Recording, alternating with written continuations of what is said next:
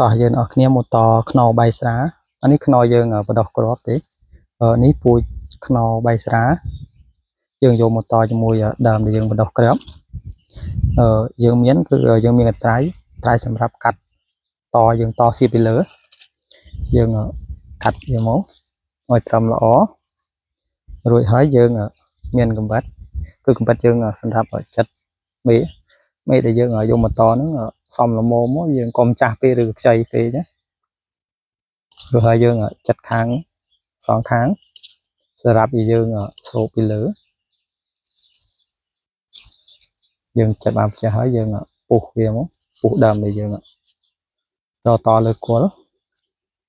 រួចហើយយើងសៀតពីលើ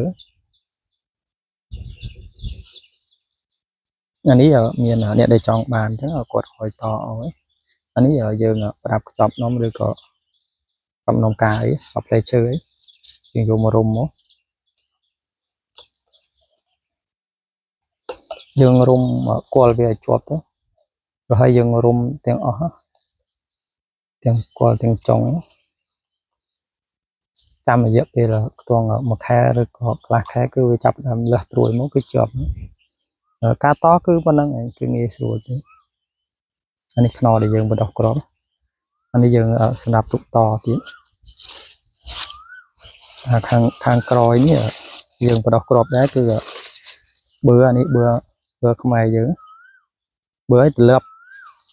ខ្មែរយើងអានេះក៏យើងអាចថាទុកតដែរទុកត